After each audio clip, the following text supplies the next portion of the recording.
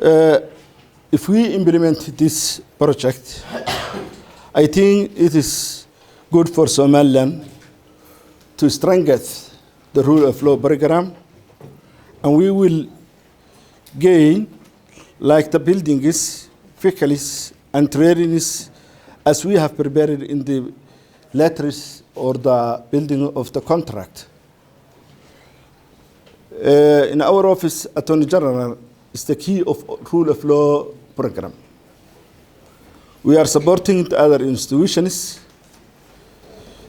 and we are the keen for the participation of the for the other institutions such as the police, the courts, and the custodial courts, which we work together for the fighting against the crimes, such as the terrorism cases, piracy, human smuggling, and other crimes which are at this time we like to fight them. So welcome to your ambassadors and the other honorable ministers and the other institutions who have participated in this meeting. Welcome, and that's the word we can say today. Assalamu alaikum wa rahmatullahi wa barakatuh. Maanta waxaa farxad weyn inoo ah mashruucii joint rule of law ee inta badan soo socday, inta badan aynu sugaynay in gabagabadiisii iyo hirgelintiisii maanta saxiixiisii loo fadhiyo. Mashruucaas oo ah mashruuc muhiim ah una ah cadaaladda dalka ama bahda cadaaladda, amniga iyo wasaaradaha kale ee xiriirka la leh. farxad weyn bay runtii inoo tahay. alxamdulillah baana leenahay maanta gabagabadii hadduu marayo. ilmuhu foosha markuu ku raago Soomaalidu waxay u bixisaa raage, marka uu dhashana 2 wanqalood baa laga qalaa. mashruucu waa raage, laakiin maanta 2 wanqalood baynu ka qalaynaa. alxamdulillah waxa weeye gabagabadiisa haddaynu marayno waana uga mahad celinaynaa dowladda Sweden oo funds kale iyo EU-da iyo dhammaan intii ka soo shaqaysayba iyo shaqaale weynaha UNDP. waana idin salaamayaa. wassalaamu calaykum waraxmatullaahi wabarakaatuh. Attorney General, I've named it all, I think. Welcome to Hargeisa, and we welcome the program, and I think it will help in many ways. It will help the rule of law program, which is participated by all of the courts, by the Attorney General, by the Ministry of Interior, and also, not least, Human Rights Commission. Thank you. xiriiryaha guud, wasiirka Arimaha Gudaha, wasiirka qorsheynta qaranka, wasiirka cadaaladda, taliyayaasha sare ee ciidamada, gudoomiyaha xuquuq insaanka, UNSOM, labada safiir ee ka kala socda EU iyo Sweden, madaxda kale ee qaranka, marti sharafta, mudanta, dhammaantiinba assalaamu calaykum waraxmatullaahi wabarakaatuh. runtii sidii raggii iga horreeyay bay yiraahdeen waa kulankeenna waa mid runtii aan ka rajaynayno inuu ka duwanaado intii hore ee uu soo maray. wuxuu runtii qorshe far badan oo ballaaran oo wasaaradaha iyo hay'adaha kala duwan ee qarankan uu leeyahay wax loogu qabanayo waa kamid ah. sidaa daraadeed waxaanu rajaynaynaa inuu sidiisa maxaan rahay u hirgalo. waana uga mahad celinaynaa safiirka EU-da iyo Sweden si gaar ah waxqabadkooda iyo weliba doorka ay ku leeyihiin ama ay ka qaateen waxa weeyaan in dalkan ay doorasho ka dhacdo iyo sida u dareynayaan nabadiisa iyo deganaanshihiisa iyo jiritaankiisa qaranimada Soomaaliland. aad baan uga mahad celinaynaa. soo noqnoqodkooduna waa uga mahad celinaynaa. laakiin waxaan rajaynayaa inay wax walba si wanaagsan u dhici doonaan. ka wasaarad ahaan annagu waxaanu ka mid ahayn dadkii waqtiga dambe ku soo biiray, waayo wasaaradda xiriirka golayaasha iyo arrimaha dastuurka intii madaxweynahan cusub uu wadanka qabsaday ayaa lagu soo daray. sidaa daraadeed waxa kale oo la hoos keenay hay'adda dib u habeynta shuruucda Law Reform Commission. sidaa daraadeed waxaan is leenahay waxaad tihiin wasaaradda maanta ugu hawl badan ugu mudnaan badan xagga hawshan aynu gacanta ku hayno waxaan kale oo rajaynayaa markaan ka hadlayo madalan harmonization and the law reform legal research drafting law review and reform especially outdated laws legal advocacy and promoting rights civic education program on Somaliland constitution capacity building and legal training constitutional reform initiatives development and drafting laws si kastaba ha ahaatee waxaan isleeyahay maadaama intiinaba og tihiin kana qayb qaadateen dalkan in la doonayo sanadkan 2020 inuu galo doorashooyinkii baarlamaanka iyo kuwii golaha deegaanka annaga ka wasaarad ahaan maadaama nahay wasaaradda xiriirka golayaasha iyo arrimaha dastuurka door weyn oo muhiima baanu ku yeelanaynaa iyo hawlku talagalkeedu uu ka ballaaran yahay sidii aanu markii hore qorsheynaynay waxaan rajaynaynaa guud ahaan qarannimo iyo gaar ahaan wasaaradaheed ba inaad shuntii wax nagala qaban doontaan arrintaas aad iyo aadna waa u mahadsantihiin assalaamu calaykum waraxmatullahi wasiirka dastuurka iyo xiriirka golayaasha xeraaliyaha guud wasiirka cadaaladda xeraaliyaha guud jananada immigrationka booliiska iyo asluubta ambassadorka EU Nicholas Berlaga iyo ambassadorka Sweden Stefan Peter Stefan Tillander sorry Simon Onsoma Maxamed Baruud madaxda kale ee joogta dadweynaha ka soo qayb galay iyo mudantaba assalaamu calaykum waraxmatullaahi wabarakaatu annagu markhaatuun baanu ka noqonaynaa maanta heshiiskan halkan lagu kala saxaxanayo waxaan aad iyo aad ugu mahadnaqayaa labada safiir EU-da iyo Sweden ilaa intii ay joogeen waa markii saddexaad aan ka soo qayb galo xaflad ama wax lagu kala saxaxanayo mashruuc lagu kala saxaxanayo ama mid lagu daahfurayo aad iyo aad baan ugu mahadnaqaynaa waxay noo muuqataa inay aad iyo aad dadaal weyn ka geysanayaan waddankan baahidiisa iyo sidii horumarkiisa ay qayb uga geysan lahaayeen waana mid aan u xasuusanayno aan u ognahay insha allahuna waxaan jecelnahay mustaqbalkana inay sii kordhiyaan oo sii dardargeliyaan waxay la tahay hawsha maanta halkan mashruucan saxiixiisu ka dhacayo waa mashruuc aad iyo aad loogu baahan yahay qarankuna ugu baahan yahay shacbi ahaanna loo baahan yahay aqoonteeduna aynu ku yar tahay loona baahan yahay inuu dhammaanteen hareeraha aynu ka taagnaano aynu ka wada qayb qaadanno intaasaan anigu kusoo gebagabeynayaa aad iyo aadna ugu mahadsantihiin wassalaamu calaykum waraxmatullaahi wabarakaatu Maybe you recall the workshop where you were leading and there were police, both female and male police present, and there was discussions about the need to reform the police service and strengthen it. And Safar knows this well because he was there working to arrange this and work with the government to set it up. And the UN has played a very important role in this from the beginning. Also then when the Justice and Corrections workshop happened a few months after that. So it's 2 years ago that this started, and now there is a comprehensive rule of law program. And this is very important for several reasons. One is that it's easy for us as partners to support a program like this where we have a clear government lead and where the whole of the UN is involved in an integrated manner, and we as partners can support the program as a whole, not specific individual things, but rather a comprehensive long-term program. And this is how it should be, and it's particularly important in the area of rule of law, because security in any country depends very much on the whole rule of law chain. The police, courts, corrections, and overall the principles of human rights and respecting the principles of human rights. And I won't go into any more of that. Ministers have spoken already about the importance of this.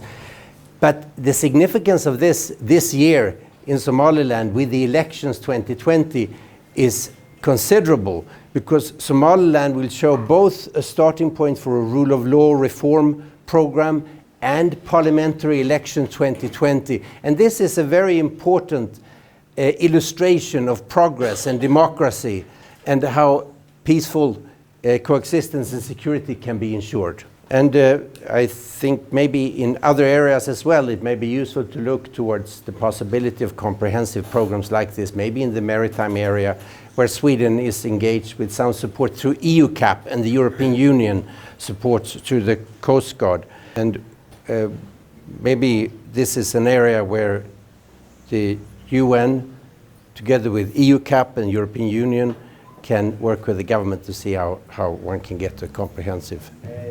And we are very happy to do this together with the European Union and Ambassador Nicolas Belanga. We are a member of the European Union, so we are working through different channels to support this program. But it's also a sign of the importance the European Union attaches to rule of law. But let me also say how important and the role of the UN and the integrated UN team has been in this work. And I think as Sweden, we are very proud always to work with the UN. It's a strong support for us globally and in our work. And we're also happy to have Police Tommy here working with the UN. We had previously Liban Sharif working with corrections. And we are very happy that we are part of the UN, and we are very happy that the UN is providing a strong support to Somaliland through this program and other means. So thanks, Simon, for your leadership on this, and thanks to the UN for your coordinated one UN approach to continue to support Somaliland on this. Thank you. The Attorney General, Your Excellencies, Ambassadors, ladies and gentlemen. I stand up now and I feel a little bit like the student who has not done his homework. In their introductory remarks, the Attorney General gave a very comprehensive background to the development of this program, which the Swedish ambassador shaded in the additional detail. The Minister of Justice also spoke about the importance of the program, and then again His Excellency the Swedish ambassador added comments on what we hope will be the benefit of an integrated UN approach. It draws together not only the United Nations Development Programme, also UN Women, the United Nations Office of Drugs and Crime, United Nations Children's Fund, and also my own organisation, UNSOM. So when I say that I stand in front of you rather like the mischievous student who has not done his homework, basically everybody who has spoken has basically said what I would have said. So let me perhaps just look forward with a couple of brief comments. The breadth of cooperation amongst the different ministries of the government of Somaliland, the commitment of the international community reflected by the contributions from the European Union and from Sweden, underlines the importance and the relevance of this. The challenge now for us in supporting the government, its ministries, its commissions, its professional staff, is to now just get on with it. We've had ample time to plan, we've had ample time to discuss, and as the Attorney General said in his opening remarks, it's now time to turn to action. We look forward to working with you, we look forward to working closely with the government, we look forward to keeping the Embassy of Sweden and the Office of the European Union informed as to progress.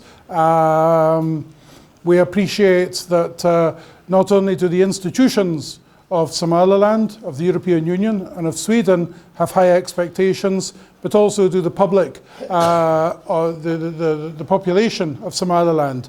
and the taxpayers of the European Union and of Sweden have very reasonably high expectations that this project should make something different, should make a change, should answer the question, why did we do this? We look forward to working with all of the partners around the table here today, and we look forward to getting on with that now. With that, we would thank the two contributing governments, or Government of Sweden and the European Union. We would thank them for their financial support, and we look forward to acting with them and with the government on this. Thank you. I'm really happy to have all of you here this morning. And that allows me to at least share with you one idea that I think it is very important, which is, please do not look at this intervention just as a list of gifts, as a list of Christmas gifts. And I know that Minister Kahim very soon will come with a list saying, we need that, we need that. Please think more strategically. Of course, there should be a list of things to reinforce the capacities. But there should also be this idea that my colleagues have already reiterated of working together, you working together, and us supporting you working together for the benefits of your citizens, for the benefits of the people of Somaliland. سفيركو وحيري مشروعا هو قادنين إنه يهي هدية سقط سالم سوق عته هدية كريسماس كلاسكوسيو وأيو وحيري ونوبنا إنه ترو باهية قرن أو ليس أو لسو أو سيرت كسر سوق بسنتي باهية هاس قرن وحندون إنه بدلنا ومشروعا لو قاعدين إنه نقضه مدحوجية إسكاش جينا قد حاجة سي دولته أيوة تاجرته شعبك رير سومالان مواطنين رير سومالان أو أعتقد كيف إذا سنة مشروعا لوغو تلاقله. And please do not look at this project that we are signing today as an stand-alone intervention. You know, all the partners around the table, we have been with you for the last 25 years, and we have the willingness and the engagement to be with you for another at least 25 more years. So this is only a step. Let's do it well, but let's keep it this global idea that we are working a long way together. مشروعنا يان لو قادن إنه يهي تاجرة كلي مدو يوروب أي سنة يعني دولة سومالان لكيسي شان يلاتن كيس نودن بيجي مدو يوروب قرب تاجنا أو بربر تاجنا أو لسه سومالان وحنا نجبوا عن هذين نقول شان يلاتن خلاص صوص عدنا إن قرب تاجنا إنه لكيسي يان لو قادن تاجرة إني كوكوبان تاي تاجرة مدو يوروب مشروعا كلي كوكوبان تاي أنت هو يكبلارن تاي وحين كوكوتن تاي إسكاشي لبدا دينا ودحية أو يوم الدنيا ودحية. We have a very sincere and open and frank dialogue with the government and with the civil society of Somaliland, and we look at the things in this comprehensive idea. And I cannot avoid mentioning that for this year there is this engagement of the elections, and this project may contribute to that. As the project, the Ministry of Planning and myself, we signed on Saturday with the civil society, or many other activities that we are developing these days. Is this idea of working together for the benefit of your citizens. سفيركو وحاول بروتشيي مهمة إلى هاي وذا شقين تاس أو كسر بلا متى وذا شقين كسر بلا متى وذا حاجود يدودو كساسم سيد الله وذا شقين لها ومشاريع دن ميدو غير بيكوني أنا وذا شقين لها يعني سيدو كلا سفيركو هوستك حريقي مهمة يوم مشروع عنو لي هاي سومالان أو يو دورشوي بسومالان يو تاجرة ميدو غير بوسيو دولة سومالان مشاريع ذا كل الدول سوت سالو سوق عتي وسيرك قرشينتا مشروع عي وذا صحيحين أو كسابسن تاجرة ذا برود بالشدة سومالان لما المشاريع ذا سي وحقيقة قادنا إياه سي وحوجيان وذا شقين تيسكاش كده حياة دولة سومالان يميدو بيرو. So please be sure that we will be close to you in the next month, in the next year, to your services, and we will put all of our strength as EU member states, as EU CAP, as others, we'll put all this together really to work with you, with all of you in your institution, again, to develop this vision about Somaliland. Thank you very much. waxaad xisaabta ku darsataan in midowga Yurub dawladaha xubnaha ka ah iyo hay'adaha midowga Yurub sida EU CAP ay idila shaqeynayaan idin garab taagan yihiin sidii Somaliland hay'adaheeda kala duwan ay ula shaqeyn lahaayeen mid walba baahiyaha iyo waxqabadka ay doonayaan ay u garab istaagi lahaayeen. Thank you. Mahadsanid. labada safiir ambassador midowga Yurub iyo safiirka dalka Sweden xeer ilaaliyaha guud madaxda hay'adda UNSOM oo ka wakiila jumciyadda qormaha ka dhaxaysa hay'adda UNDP Tom oo ah sarkaalka in nagala shaqeeya arrimaha ciidamada booliiska iyo ciidamada kalaba generaalada taliyaasha ciidamada gudoomiyaha hay'adda xuquuqul insaanka xubnaha wasaaradda daakhiliga ee shirka fadhiya. Asalaamu calaykum waraxmatullaahi wabarakaatuh. I would like first of all to thank for the two ambassadors of the EU, European Union, and ambassador of the Swedish government who very much work with the Somaliland government and who were participating in many events of developmental programs in the Somaliland government. In this occasion, we are signing today this project of the rule of law, and as the ministers and the two ambassadors said, this is the base of the governance of Somaliland and anywhere in the world. If you have a security, then you will have a good governance working in every area.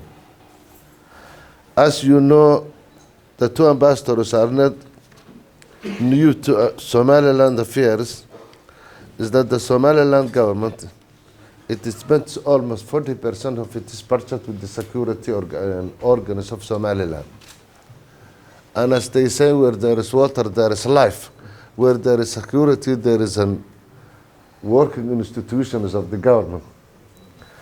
And in our location as Somaliland government, we share borders with Djibouti, with Ethiopia, and with Somalia. And we have almost something like 850 kilometers of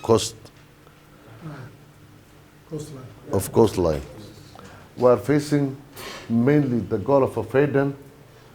The main area that we have got that border of the coast is the Yemen. And we know the turmoil what's going on in Yemen. All terrorist activities, they come to Yemen. We assure the border of Ethiopia and Somalia, which is close to Somaliland and Ethiopia, which is close to 1,000 kilometers. And we have something the same, almost border with Somalia, with the member state of Somalia, Puntland. We have working with the Ethiopian government in terms of the security. Our security organs are working together. The police of Ethiopia is working with our police, the immigration, the national army. We have got a constant meetings and we are working together. But we don't have any partner with the Somali government. And the area, the effort and the operations and the management and the basis of the terrorists is mainly concentrated in Somalia. It's about 40 kilometers from Bosaso, so we always get penetrations of these terrorists from that area. I think for the last month or 2 months, we have so many deadly operations and members of the Al-Shabaab that our police force and the immigration force, they succeeded to capture these terrorist groups. We have also something close to 100 cases of terrorist activities in which our judicial organs, the Attorney General and the and the courts have already sentenced them here in the Somaliland prisons. Now, we get support for our police. We may not give a long list, but it's very important to note that in the terrorist activities, there was only the UK government who was supporting the CTU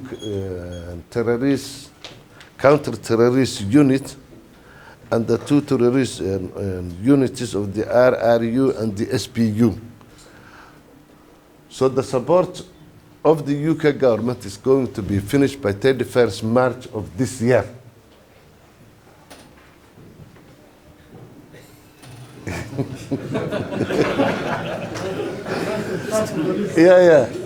Of this year. So I think it is ambassador. It's waiting the EU member states, including the EU ambassador, in order to substitute the aid of the UK government for the terrorist unities of Somaliland. And I think, as I have said, this long border with Ethiopia and with Somalia, in which you know and you came from Mogadishu, how deadly movement of the terrorists is going on in Somalia, is that we were for a long time asking for the European Union and non-member states of the EU to have Somaliland an expansion of the SPU and the RRU. It's very important for the time being. And I think we will discuss and we'll submit our list and our requirements after we sign this ceremony. But I will only say this is a very comprehensive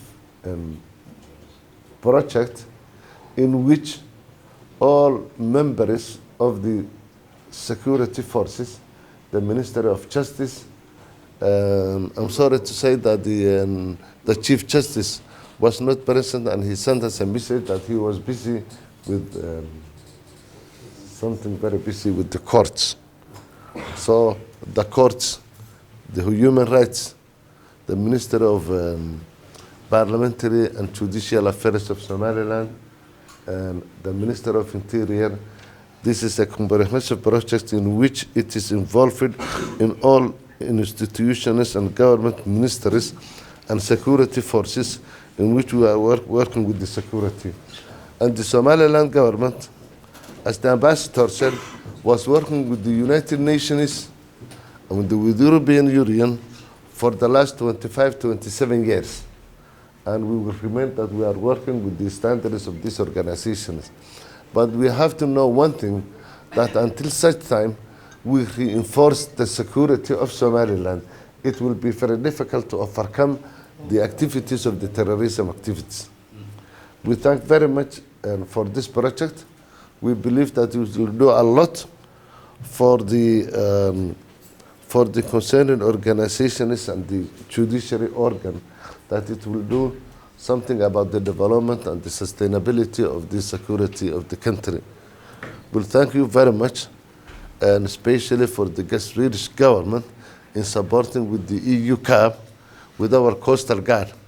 But still, we remain asking that the coastal guard is, and it is small boats, it will be very, very, very difficult for them to operate from the border of Djibouti almost to Bosaso. We've got 8 kilometers from Bosaso, our border, to Djibouti. So now we have, I think, something like close to 20 boats carrying ammunition and guns. We have captured them in the coast. Yeah. So we thank you very much. You know, the minister, what he said, if the baby is delayed by born, sometimes in the Somali culture we have a woman which is going to have pregnant for 12 months, for 15 months.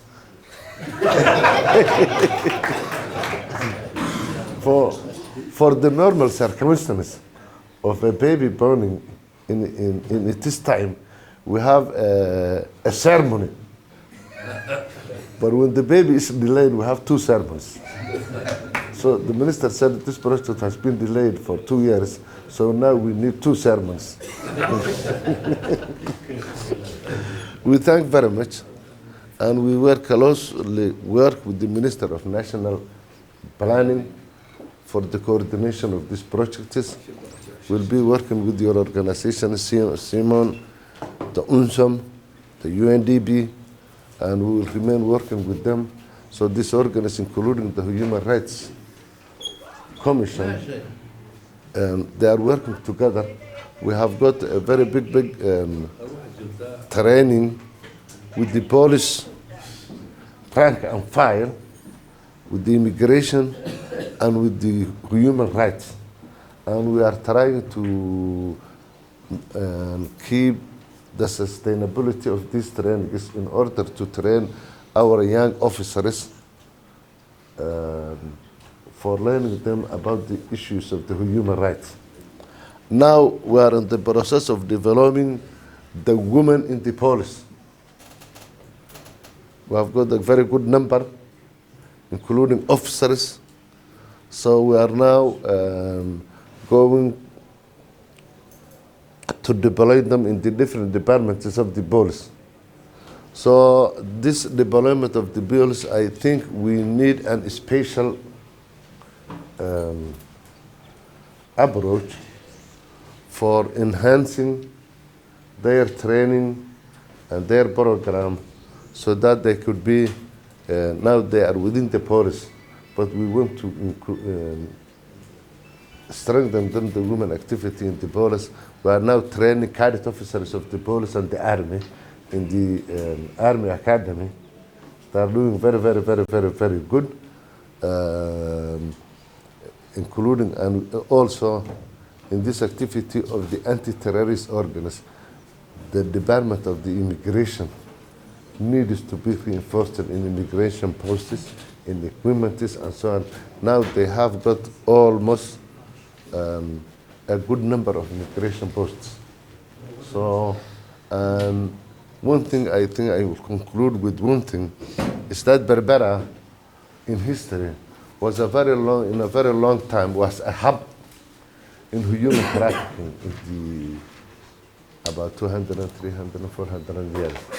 So we have this problem of human trafficking within the borders of the neighbor countries.